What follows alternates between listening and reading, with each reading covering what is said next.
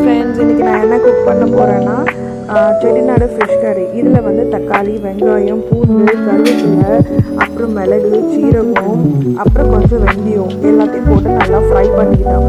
நம்ம வீட்டு மிளகாத்தூள் கொஞ்சோண்டு போட்டு இதோட ஃப்ரை பண்ணிக்கணும். தக்காளி வந்து எப்போதும் ஃபுல்லாக தான் போடணும். எனக்கு வந்து குக் பண்ணிகிட்டு இருக்கும்போது ரொம்ப போர் அடிக்கும். அதனால் எப்பொழுதும் எனக்கு காஃபி குடிக்கிற ஒரு ஹேபிட் இருக்குது. ஸோ சைட் பை சைடாக காஃபி குடிச்சிட்டு ஃபிஷ்ஷை க்ளீன் பண்ணுறதுக்கு ரெடி பண்ணி வச்சுட்ருக்கேன்.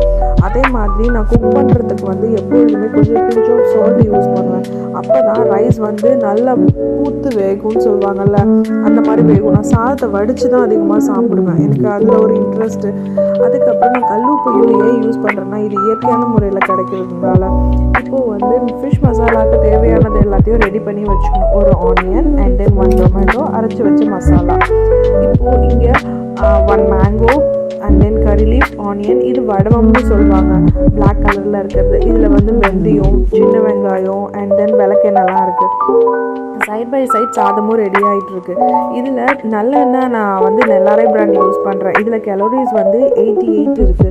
நம்ம நல்லெண்ணெயில் என்ன பெனிஃபிட்ஸ்னால், நம்ம செக்கில் ஆடும்போது நல்லெண்ணெய் வந்து ரொம்ப எக்ஸ்ட்ரீம் ஸ்மெல் அடிக்கும். அது நமக்கு சாப்பிட பிடிக்காது. ஏன்னா அதில் கேலோரிஸ் லெவல் அதிகமாக இருக்குது. அதனால் வந்து நம்ம கம்மியாக இருக்கிற நல்லெண்ணெய் கேலோரிஸ் லெவலாக பார்த்து யூஸ் பண்ணால் நல்ல ஸ்மெல் நல்லாயிருக்கும், சாப்பிடவும் இன்ட்ரெஸ்ட்டாக இருக்கும். சாதம் ரெடி ஆகிட்டுருக்கு. சட்டியில் எண்ணெய் ஊற்றி அண்ட் தென் கடுகு, வடவும் போட்டிருக்கோம். வடவும் நல்லா பொரியணும். அதில் இருக்கிற வெந்தயம் நல்லா பொரிஞ்சாதான் ஸ்மெல் வந்து குழம்புக்கு ஏற்ற மாதிரி நல்லாயிருக்கும். இதில் வந்து ஆனியன் போடுறோம் நம்ம. சின்ன வெங்காயம் போட்டால் நல்லா டேஸ்ட்டு. எனக்கு சின்ன வெங்காயம் கிடைக்கல, அதனால் வந்து நான் பெரிய வெங்காயம் போட்டிருக்கேன். வெங்காயம் போட்டு வதக்கும் போது ஃபஸ்ட்டு நம்ம கொஞ்சம் பிஞ்ச் ஆஃப் உப்பும் போட்டுக்கணும். ஏன்னா வெந்தயம்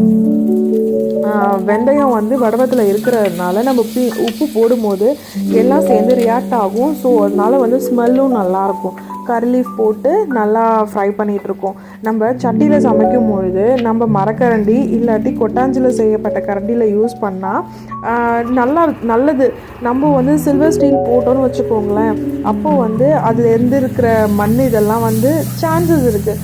ஸோ நம்ம எப்படி சொல்கிறது, இப்போ அயன் பண்ணும்பொழுது கீழே சாஃப்டாக இருக்கிற பொருளாக போட்டு அயன் பண்ணால் எவ்வளோ சீக்கிரமாக ஆகுது, அந்த மாதிரி தான் சட்டியில் அதுக்கு சூட்டான பொருள் போட்டு நம்ம யூஸ் பண்ணும்போது அது ரொம்ப பெனிஃபிட்ஸ் நிறையா நமக்கு கிடைக்கும். ஸோ வந்து ரெடி ஆகிட்டுருக்கு.